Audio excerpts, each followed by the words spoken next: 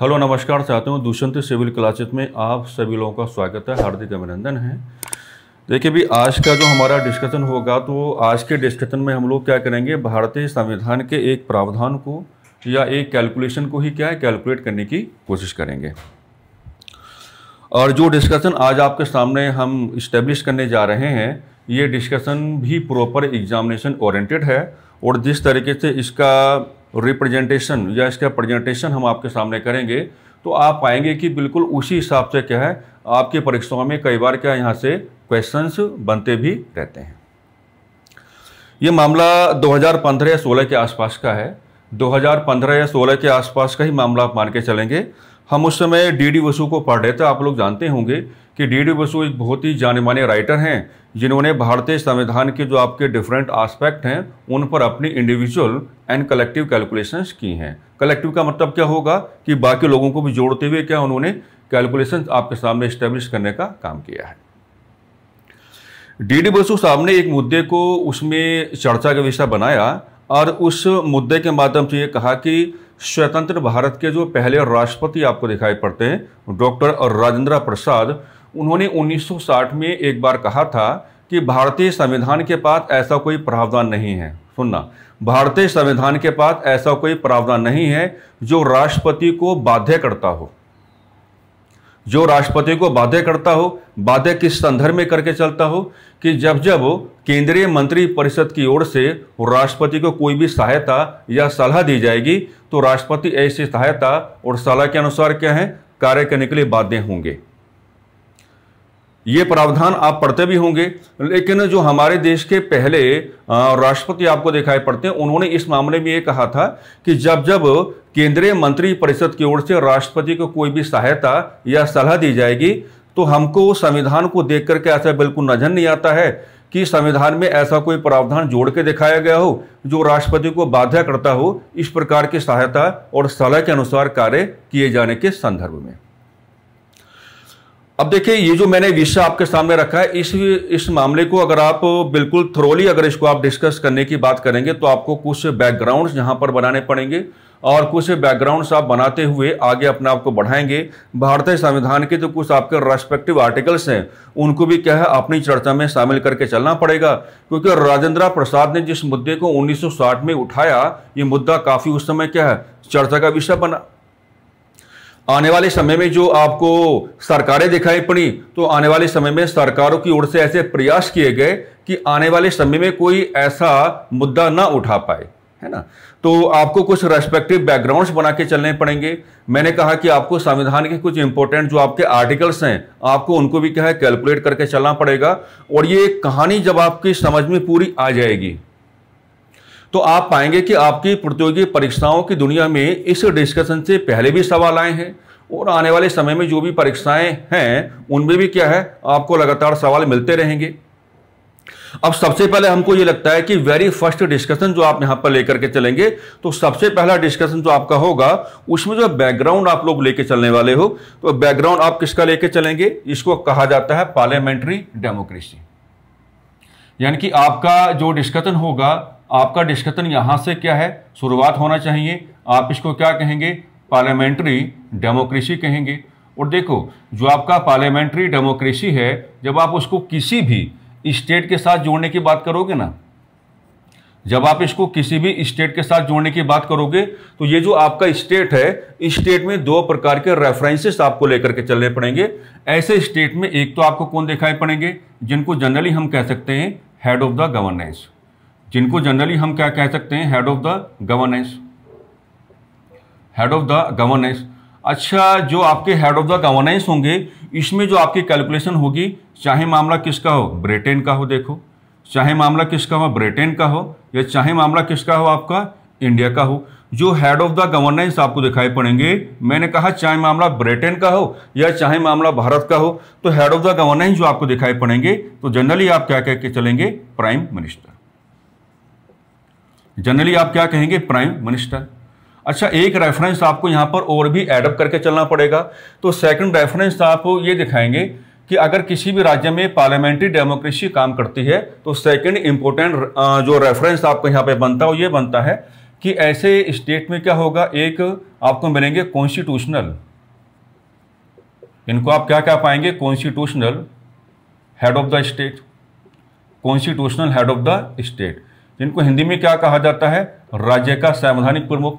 हाँ, अगर यहां पर आप ब्रिटेन की बात करोगे, यहां पर अगर आप ब्रिटेन की बात करोगे तो ब्रिटेन में जो आप ये कहने की बात करोगे कि constitutional head of the state आपको कौन दिखाई पड़ेंगे, तो जनरली आप क्या कह पाओगे कि वहां पे आपको कौन मिलते हैं, क्राउन आपको दिखाई पड़ते हैं। लेकिन अगर इसी का आप इंडियन एस्पेक्ट जोड़ने की बात करोगे, लेकिन अगर इसी का आप कहें इंडियन एस्पेक्ट जोड़ने की बात करोगे, तो इंडियन एस्पेक्ट में constitutional head of the state जो आपको मिलेंगे वो कौन मिलेंगे, आपको प्रेसिडेंट मिलेंगे। कौन मिलेंगे, प्रेसिडेंट आपको मिलेंगे, यानी कि राष्ट्रपति क्या आपको दिखाई पड़ेंगे।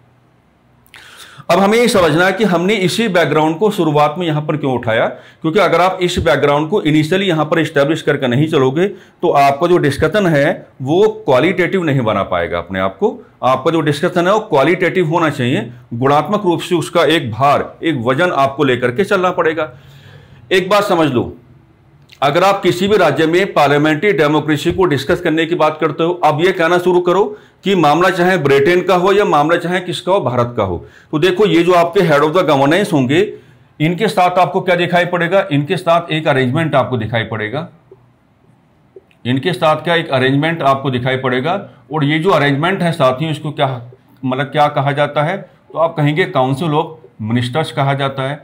क्या कहा जाता है, काउंसिल ऑफ मिनिस्टर्स कहा जाता है। तो मामला चाहे किसका हो, ब्रिटेन का हो या मामला चाहे किसका हो, भारत का हो, यह कहा जाता है कि पार्लियामेंट्री डेमोक्रेसी में अगर आप प्राइम मिनिस्टर को मंत्री परिषद के साथ जोड़ के चलते हैं, यह कहा जाता है कि अगर आप पार्लियामेंट्री डेमोक्रेसी में प्राइम मिनिस्टर को मंत्री परिषद के साथ जोड़ के चलते हैं तो इसको क्या कहा जाता है, इसको कहा जाता है रियल एग्जीक्यूटिव। इसको क्या कहा जाता है, इस अरेंजमेंट को प्रॉपर्ली जो मैंने आपके सामने बनाया इसको आप क्या कहेंगे, इसको क्या कहा जाता है, रियल एग्जीक्यूटिव कहा जाता है। और जो रियल एग्जीक्यूटिव है वही क्या है, वही गवर्नमेंट के रूप में काम करती है, यानी कि सरकार के रूप में क्या काम करती है। अब यहां पर जो आपने constitutional head of the state आपने बनाए हैं, है ना, इनको हम क्या कहते हैं, इनको कहा जाता है नॉमिनल, नाम मात्र की कार्यपालिका जो आप हिंदी में कहते हो ना, इनको क्या कहा जाता है, नॉमिनल एग्जीक्यूटिव कहा जाता है। इनको क्या कहा जाता है, नॉमिनल एग्जीक्यूटिव कहा जाता है, यानी कि क्या कहा जाता है, नाम मात्र की कार्यपालिका कहा जाता है।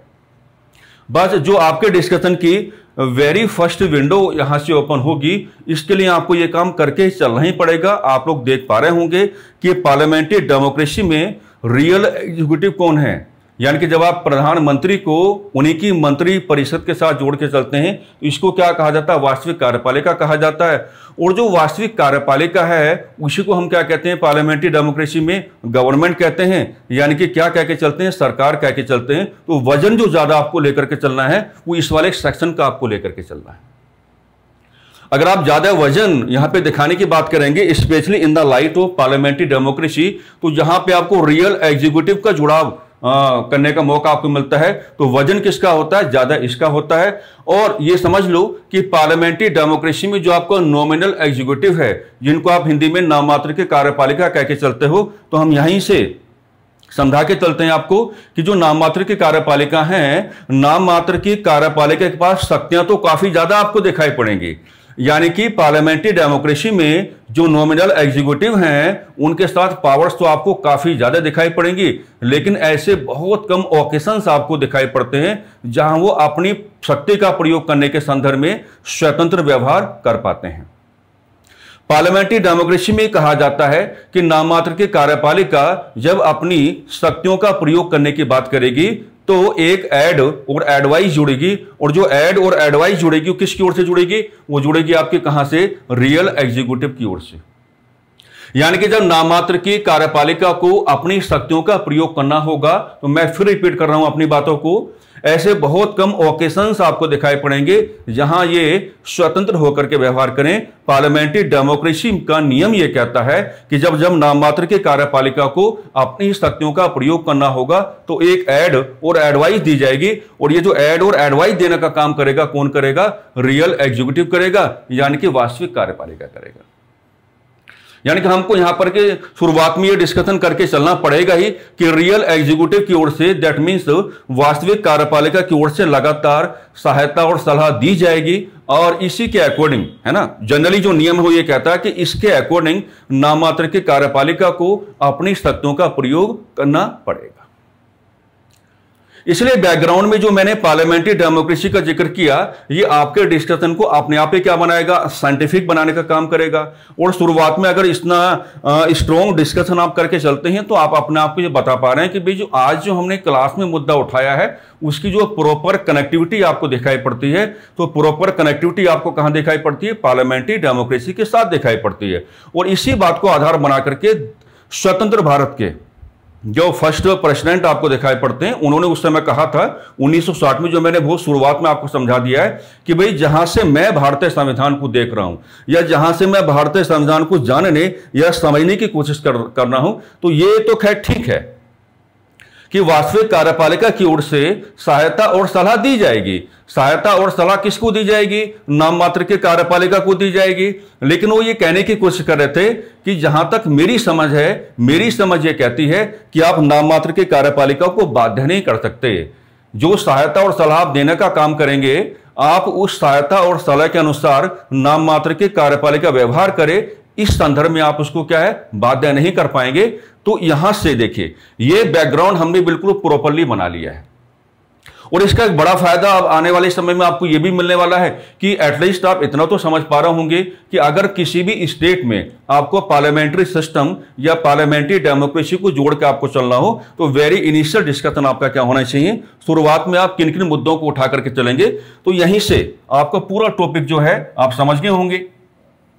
जो आज हमने डिस्कशन करना है, तो पूरा टॉपिक जो अपना एक कनेक्टिविटी लेकर के चलता है, तो प्रॉपर कनेक्टिविटी आपको कहां पे जोड़ के चलना है, तो आप कहेंगे पार्लियामेंट्री डेमोक्रेसी के साथ आपको जोड़ के चलना है। अब आगे जो हम उठाएंगे, देखिए आगे हमें कुछ आर्टिकल्स उठाने पड़ेंगे। तो पहले हम लोग क्या करेंगे, संविधान के जो आपके प्रोविजंस हैं, यानी कि संविधान के अंतर्गत किन किन व्यवस्थाओं को आपके सामने रखा गया है, तो वो दो प्रकार के आर्टिकल्स आपके सामने आते हैं, और उन दोनों ही जो आर्टिकल्स हैं उनको हम लोग क्या जरा कैलकुलेट कर लेते हैं। उसके बाद में आपको कहां जाना पड़ेगा, उसके बाद में आपको संवैधानिक संशोधनों पर डिस्कशन करना पड़ेगा। और जैसे आप कॉन्स्टिट्यूशनल अमेंडमेंट्स को डिस्कस कर लोगे, तो वहां से फिर आपको फाइनली क्या मिल जाता है, एक कंक्लूजन आपको मिल जाता है कि भाई वाकई में मामला क्या है या किस तरीके का व्यवहार हमें इनके संदर्भ में क्या करके चलना चाहिए। अब देखो, अगर यहां पर आप भारतीय संविधान के एक आर्टिकल को डिस्कस करने की बात करते हैं, तो ये आर्टिकल आपको क्या दिखाई पड़ेगा, आर्टिकल 53 का प्रॉपर अगर आप जाएंगे तो खंड 1 यानी कि क्लोज 1 आपको दिखाई पड़ेगा। और आर्टिकल 53 का जो आपका क्लोज 1 है, आपको कहते होंगे, समझ है ना, बिल्कुल आपने इसको पढ़ के चले होंगे। कहता है कि भाई जो आपका इंडियन यूनियन है, जो आपका इंडियन यूनियन है, वो साफ साफ कहता है कि इंडियन यूनियन जो आपको दिखाई पड़ेगा, इसकी जो ऑल एग्जीक्यूटिव पावर होगी, इसकी जो ऑल एग्जीक्यूटिव पावर होगी, यानी कि इसकी जो समस्त कार्यपालिका क्या होगी, शक्ति होगी, तो इसकी जो समस्त कार्यपालिका शक्ति होगी वो कहां पर आपको दिखाई पड़ेगी, तो हम कहेंगे कि vested in the hands of president. तो साफ साफ कहा गया है कि भाई भारत में जो संघ आपको दिखाई पड़ता है या भारत में जो इंडियन यूनियन की व्यवस्था आपको दिखाई पड़ती है, इससे इंडियन यूनियन की जो आपकी समस्त कार्यपालिका शक्ति होगी, तो ये समस्त कार्यपालिका शक्ति किसके हाथों में निहित होगी। तो कहते हैं कि ये किसके हाथों में आपको दिखाई पड़ेगी, ये क्या है, ये भारतीय राष्ट्रपति के हाथों में क्या है, दिखाई पड़ेगी। और अगली बात इसमें ये कहा जाता है कि भाई हम ये तो कह रहे हैं कि भारत में जो संघ जैसी व्यवस्था आपको दिखाई पड़ी, उसकी जो आपका ऑल एग्जीक्यूटिव पावर है, ये राष्ट्रपति के हाथों में वेस्टेड होगी, राष्ट्रपति के हाथों में क्या होगी, निहित होगी। अब इसमें ये एक रिलैक्सेशन दिया गया है, यानी कि राष्ट्रपति के पास ऑप्शंस क्या हैं, बात को समझो, राष्ट्रपति के पास ऑप्शंस क्या दिए गए हैं। भारतीय संविधान का जो आर्टिकल 53 का क्लोज नंबर 1 है, वो राष्ट्रपति को रिगार्डिंग दिस ये किस प्रकार के ऑप्शन देकर के चलता है। वो एक बार तो ये कहता है कि भैया देखो ऐसा है कि अगर आप इस पावर का यूज कराने की बात करोगे, अगर आप इस पावर का यूज कराने की बात करोगे, तो कहता है कि यूज कराए जाने के संदर्भ में हम कह सकते हैं कि जो प्रेसिडेंट ऑफ इंडिया हैं, जो आपके प्रेसिडेंट ऑफ इंडिया हैं, दैट मीन जो भारत के क्या हैं, राष्ट्रपति हैं, वो इस पावर का यूज क्या कहें, अपनी ओर से भी कर सकते हैं, यानी कि हम कह के चलेंगे कि बाय हिमसेल्फ। एक ऑप्शन ये भी दिया गया है कि जब इस शक्ति के प्रयोग करने की बात आप करोगे तो ये कहा जाता है कि भाई राष्ट्रपति चाहें तो अपनी शक्ति का प्रयोग अपने हिसाब से कर सकते हैं। ये एक रिलैक्सेशन ऑप्शन है। लेकिन साथ ही साथ ये भी कहा जाता है कि जब इस पावर का यूज कराने की बात आप करोगे तो एक सेकंड ऑप्शन में ये यहीं से विंडो मिलेगी अब आपको नेक्स्ट वाली, इसमें साफ साफ कहा जाता है कि राष्ट्रपति के क्या दिखाई पड़ेंगे, आपको सब ऑर्डिनेट्स दिखाई पड़ेंगे। और राष्ट्रपति के आपको क्या दिखाई पड़ेंगे, सब ऑर्डिनेट्स ऑफिशियल आपको दिखाई पड़ेंगे, अधीनस्थ अधिकारी क्या हैं आपको दिखाई पड़ेंगे, है ना। तो यह भी कहा जाता है कि राष्ट्रपति यदि चाहें जब वो अपनी इस पावर का यूज कराने की बात करेंगे, तो जब पावर का यूज कराने की बात करेंगे तो वो किसको अपने साथ एसोसिएट कर सकते हैं, यानी कि अपने अधीनस्थ अधिकारियों को क्या है, एसोसिएट करके चल सकते हैं। इसको एक बार क्या रिवाइज कर लेते हैं। भारतीय संविधान का जो आर्टिकल 53 का क्लोज नंबर 1 आपको दिखाई पड़ेगा, वो हिंदी में आपसे ये कहता है कि संघ की समस्त कार्यपालिका शक्ति राष्ट्रपति के हाथों में होगी और राष्ट्रपति इस कार्यपालिका शक्ति का प्रयोग अपने अकॉर्डिंग भी करके चल सकते हैं। लेकिन वजन यहां भी किस बात पे दिया जाता है कि राष्ट्रपति के आपको क्या दिखाई पड़ेंगे, कुछ सब ऑर्डिनेट्स ऑफिशियल्स आपको दिखाई पड़ेंगे, कुछ अधीनस्थ अधिकारी आपको दिखाई पड़ेंगे और राष्ट्रपति इन अधीनस्थ अधिकारियों के माध्यम से भी क्या है, अपनी इस कार्यपालिका शक्ति का प्रयोग करके चलेगा। अब यहां से देखिए अगला डिस्कशन हम लोग क्या जोड़ने वाले हैं। अगला डिस्कशन आपका यह बनेगा कि जब आप प्रेसिडेंट ऑफ इंडिया को कैलकुलेट करने की बात करते हो तो आप पाते हैं कि प्रेसिडेंट ऑफ इंडिया की ओर से बहुत सारे जो आपके ऑफिसर्स हैं उनको क्या है, अपॉइंट करवाया जाता है, अपॉइंट किया जाता है। जैसे मान लीजिए हमने कहा कि भारत में जो आपके प्रधानमंत्री की व्यवस्था आपको दिखाई पड़ती है, तो आप लोग जानते हैं कि प्रधानमंत्री का असल में इलेक्शन नहीं होता है, बल्कि प्रधानमंत्री को क्या है, उनको अपॉइंट किया जाता है, उनकी नियुक्ति होती है। तो आप पाते हैं कि राष्ट्रपति जो हैं लोकसभा में बहुमत दल के नेता को प्रधानमंत्री के रूप में क्या है, नियुक्त करते हैं। तो आज के बाद आप ये भी कहना सीखेंगे कि प्रेसिडेंट ऑफ इंडिया की ओर से जो दुनिया भर के अपॉइंटमेंट्स आपको दिखाई पड़ते हैं, तो रिगार्डिंग ऑल दीज अपॉइंटमेंट्स राष्ट्रपति अपनी एक शक्ति का प्रयोग करते हैं और उस शक्ति का नाम आपका क्या बनता है, राष्ट्रपति की कार्यपालिका शक्ति। यह सवाल कई बार आता रहता है, वह कई बार आपसे जानने ये समझने की कोशिश करता है। वो कहेगा कि निम्न में से ऐसा कौन सा प्रावधान है जिसको आप राष्ट्रपति की कार्यपालिका शक्ति के साथ जोड़ के नहीं चलेंगे। तो राष्ट्रपति की कार्यपालिका शक्ति के साथ अगर आप प्रावधानों को जोड़ करके चलने की बात करेंगे तो एक बात हमेशा अपने माइंड में जोड़ के चलना या स्टैब्लिश करके चलना कि राष्ट्रपति की ओर से जो भी अपॉइंटमेंट्स करवाए जाते हैं या जिनको वो नियुक्त करने की बात करते हैं, तो वो जो आपके अपॉइंटमेंट्स हैं उनके रिगार्डिंग राष्ट्रपति अपनी एग्जीक्यूटिव पावर दैट मीन्स कार्यपालिका शक्ति का प्रयोग करते हैं, है ना। जैसे मैंने अभी जिक्र किया प्रधानमंत्री जी का, तो आर्टिकल 75 को आप यहां पे कैलकुलेट कर पाओगे और आप देखते हैं आर्टिकल 75 में जो अगली कैलकुलेशन आपकी बनती है वो ये बन जाती है कि प्रधानमंत्री की सलाह पर राष्ट्रपति क्या अन्य मंत्रियों को भी क्या है, नियुक्त करके चलते हैं।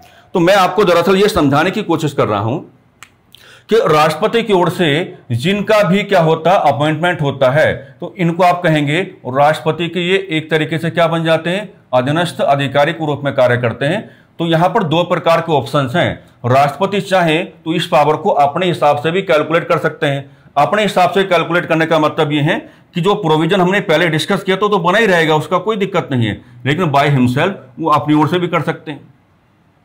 राष्ट्रपति देश का सबसे बड़ा संवैधानिक पद है, फर्स्ट सिटीजन ऑफ इंडिया उनको कहा जाता है।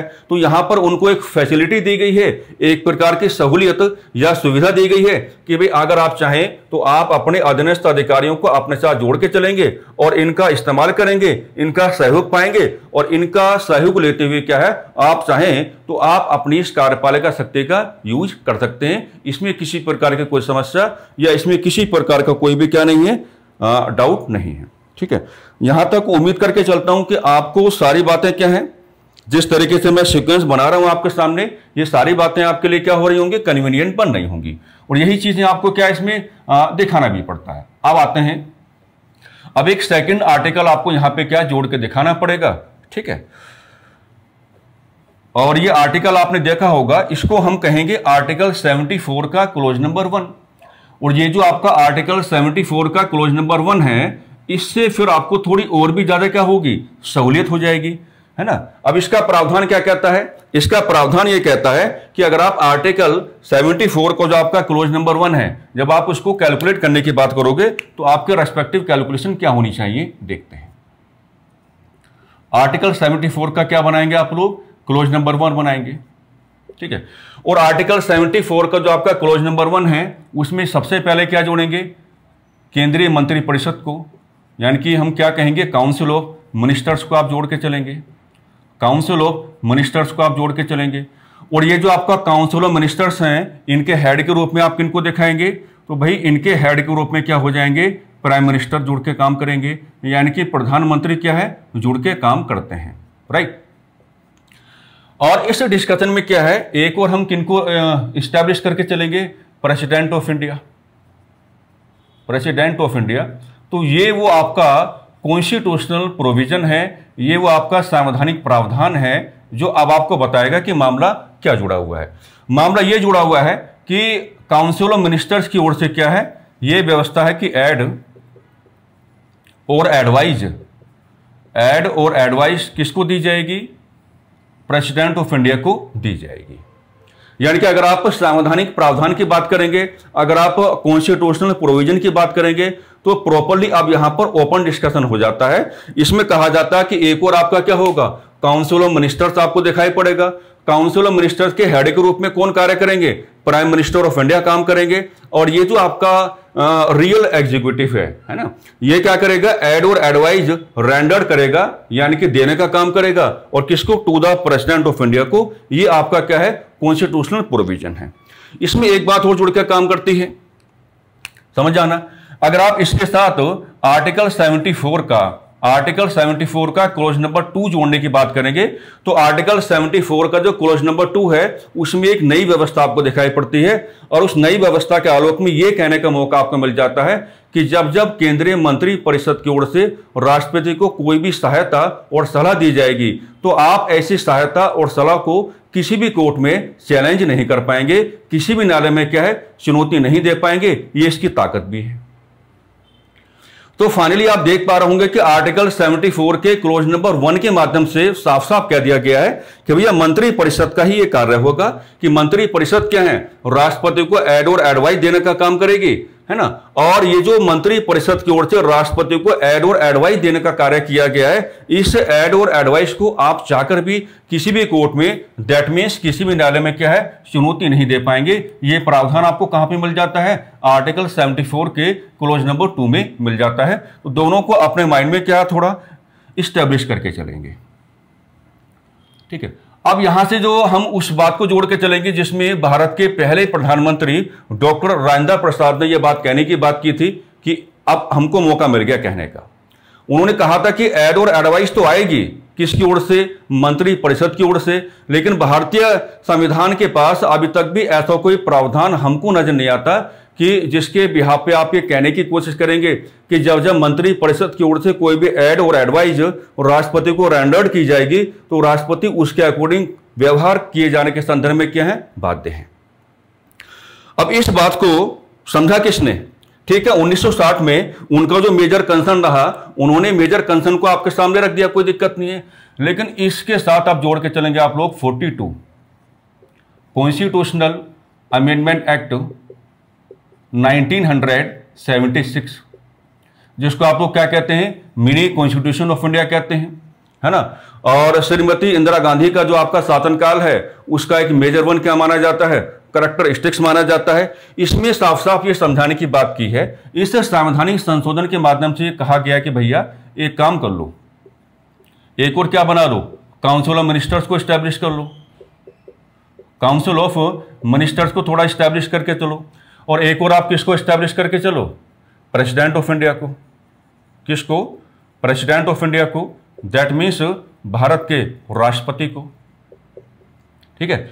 और ये कहो, ये व्यवस्था इसके अकॉर्डिंग बनाई गई कि काउंसिल ऑफ मिनिस्टर्स की ओर से जो भी एड और एडवाइज रेंडर्ड की जाएगी, दी जाएगी किसको, to the president of India को, तो इस ऐड और एडवाइस के अकॉर्डिंग ये क्या होंगे, ये बाउंड हो जाएंगे, यानी कि कार्य करने के लिए क्या हो जाएंगे, बाउंड हो जाएंगे। दैट मीन्स क्या हो जाएंगे, बाध्य हो जाएंगे। तो यहां अब जो डॉक्टर राजेंद्र प्रसाद का मेजर कंसर्न था, उस कंसर्न को सॉर्ट आउट करने का कार्य किसने किया, 42 कॉन्स्टिट्यूशनल अमेंडमेंट एक्ट के बिहाफ पे किया गया और 42वें संवैधानिक संशोधन अधिनियम 1976 के माध्यम से बिल्कुल क्लैरिफिकेशन दे दिया गया, ओपन वे दे दिया गया कि जब जब मंत्री परिषद की ओर से राष्ट्रपति को कोई भी सहायता और सलाह दी जाएगी तो राष्ट्रपति ऐसी सहायता और सलाह के अनुसार व्यवहार किए जाने के संदर्भ में क्या हो जाएंगे, बाउंड हो जाएंगे, बाध्य हो जाएंगे। तो ये मामला भी कई बार क्या आपकी परीक्षाओं में आता रहता है ना। तो आप देख पा रहे हैं इस चीज को सॉर्ट आउट करने का कार्य किसने किया, 42 कॉन्स्टिट्यूशनल अमेंडमेंट एक्ट 1976 के माध्यम से ये बात जोड़ी गई कि भैया बाध्य हैं, हम बिल्कुल ओपन वे में कहते हैं क्या है, बाध्य हैं। अब आप ये भी जानते होंगे कि 42 कॉन्स्टिट्यूशनल अमेंडमेंट एक्ट 1976 के बिहाफ पे भारतीय संविधान में जो भी बुराइयां कहेंगे एक तरीके से, या जो आपके नकारात्मक प्रावधान है उनको जोड़ा गया, उन सभी को दुरुस्त करने का कार्य किसने किया, 44 कॉन्स्टिट्यूशनल अमेंडमेंट एक्ट 1978 ने किया। तो अब आपको उसका रेफरेंस यहां पे देना पड़ेगा, 44 कॉन्स्टिट्यूशनल अमेंडमेंट एक्ट 1978। अब इसमें मामला क्या बनेगा, इसमें मामला यह बनेगा साथियों कि इसके अकॉर्डिंग एक और आप क्या स्टैब्लिश करके चलेंगे, काउंसिल ऑफ मिनिस्टर्स, है ना, मंत्री परिषद को। अगेन सेकंड रेफरेंस आप किसका लेके चलेंगे, president of India, president of India, that means Bharat के राष्ट्रपति का। ओके, अब यहां पर सीक्वेंसेस क्या बनाना है कि 44वां संविधान संशोधन जो है आपका 1978 वाला, वो ये कहता है कि भैया देखो ऐसा है कि अगर काउंसिल ऑफ मिनिस्टर्स की ओर से क्या है, कोई भी एड एंड एडवाइज रेंडर्ड की जाएगी या दी जाएगी किसको, to the president of India को, तो अगर प्रेसिडेंट ऑफ इंडिया चाहे, है ना, तो इसे क्या है, रिटर्न कर सकते हैं, रिटर्न कर सकते हैं। और रिटर्न का ऑब्जेक्टिव क्या होगा कि वो चाहेंगे, वो ये कहेंगे कि भैया, है ना, एक बार इस पर क्या आप रिकंसिडरेशन ले आओ, एक बार क्या है आप इस पर क्या ले आओ, रिकंसिडरेशन ले आओ। किससे कहेंगे, मंत्री परिषद से कहेंगे। तो असल में ये अब फाइनली एंड में आकर के एक रिलैक्सेशन दिया गया कि जब जब मंत्री परिषद की ओर से कोई भी एड और एडवाइज राष्ट्रपति को रेंडर्ड की जाएगी, दी जाएगी, तो राष्ट्रपति अगर चाहें तो इस पर क्या है, रिकंसिडरेशन करवा सकते हैं। और रिकंसिडरेशन किससे करवा सकते हैं, काउंसिल ऑफ मिनिस्टर से करवा सकते हैं। लेकिन after such reconsideration, but after such reconsideration, अगर ये एड और एडवाइज,